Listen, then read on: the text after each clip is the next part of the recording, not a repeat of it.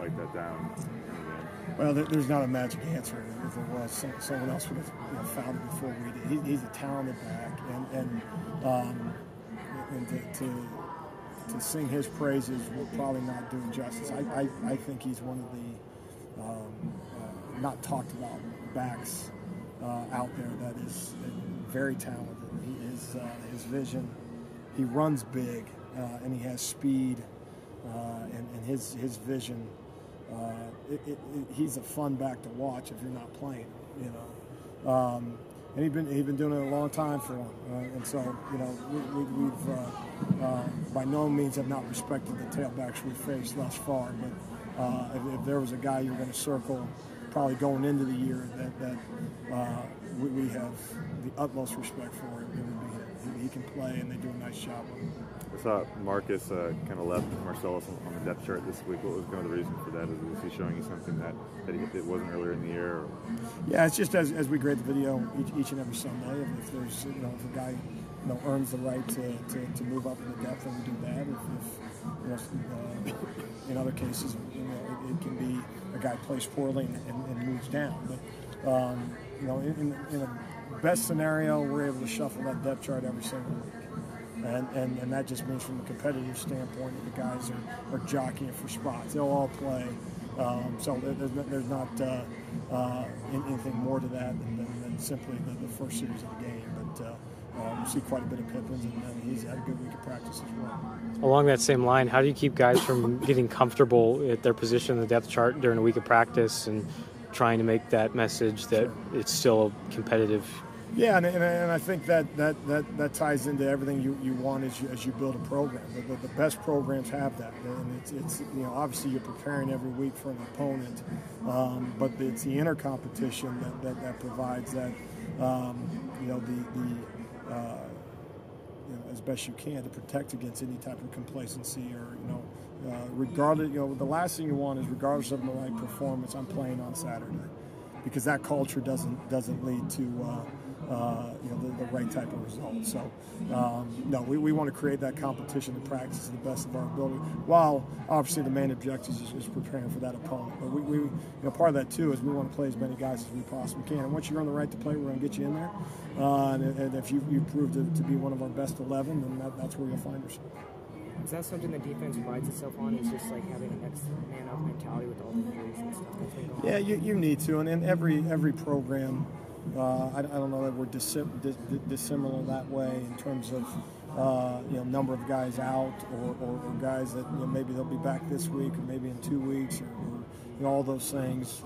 And so that's not something that we talk about, because it doesn't matter. The scoreboard's the scoreboard. You don't get redos.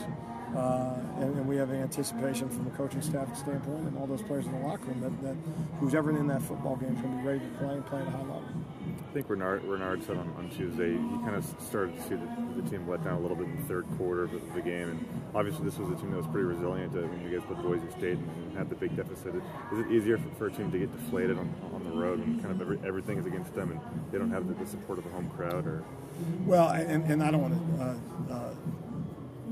to go against what Renard says, except that I'm going to. I didn't see that on the sideline. In a game like that, when things aren't going your way, that scoreboard get a whole lot more tilted in the other direction.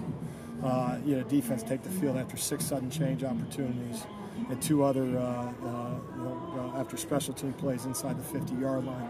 If those guys relax and somehow quote unquote quit, then and you can say the scoreboard, what's the matter? You lost the game anyway. But I give the guys credit for having some semblance of resiliency, and I think the film would show that it wasn't good enough. It doesn't matter how resilient you are. If you don't get the result, you don't get the result. And it goes back to what I said earlier: you don't get redos. But no, I don't think there's a moment in time where things went south. We didn't get it done. Give Cal credit, and obviously now it's time to move on. Does Steven Montez present a lot of the same problems that Cepho did last year? Maybe not as much of a load physically, but they can run it, can throw it, do all those things. Yeah, very much. I mean, you catch yourself a little bit, because obviously we review the games we played against them in the past, and you kind of catch yourself in terms of which one's at quarterback. And Montez has played quite a bit over the years, specifically last year, obviously, in a reserve role based on injury and some of those things. So, he's a confident quarterback back there. And certainly, I think Lufau was at times it seemed very excited to almost be a fullback back there and get those tough yards. But they asked Montez to do the same, and he seems more than willing to do so as well. He extends plays. He's got some pop in his arm in terms of driving the ball downfield. He has a very, very experienced, fast receiving core that we've been dealing with for years around here. That do a real good job. So he's got some weapons to take some of the load off of his feet. I know the team prides itself being fast and forcing turnovers. Is there something else that makes the team stand out from other defenses around the country? Yeah, I mean, you like to turn on the video and see a brand of football in terms of guys playing fast, playing hard, playing aggressive.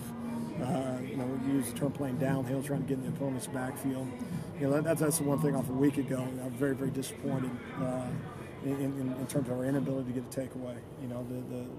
We're independent from the standpoint of no matter what our guys do on the offensive side of the ball from a turnover standpoint, that doesn't impede our ability to get a takeaway. So very, very disappointed that way, and that stuff wins football games. And so that's a major, major component of who we are, and proof positive that turnovers control football games, and we're coming off a week where it went the other way, but it still proves the point. So that's a major, major deal for us. How we've been hearing a lot from a lot of different people about the departure of the AD and moves and all that. What's your reaction and feelings about that, and how often do you end up communicating over a fair course of time with an AD? Yeah, no, I have the utmost respect for Bill Moose, and obviously a major piece of the opportunity that I was given in coming here, and has been nothing but good to myself and my family. And I think the rest of the coaching staff would echo that. The facilities that he's provided us with, and kind of had the vision for. Quite frankly, if they're not here, this is not an opportunity I probably would have looked into.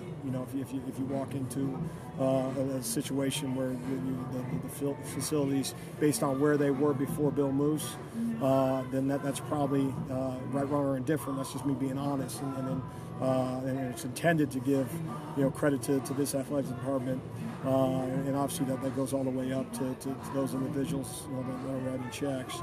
That's a big deal, and that's one of the reasons that not just myself, but many members of the staff are at Washington State. So, but beyond that, keep your head down, coach football, and obviously wishing the best. You guys good? Thank you. Okay, Thanks, guys. Coach.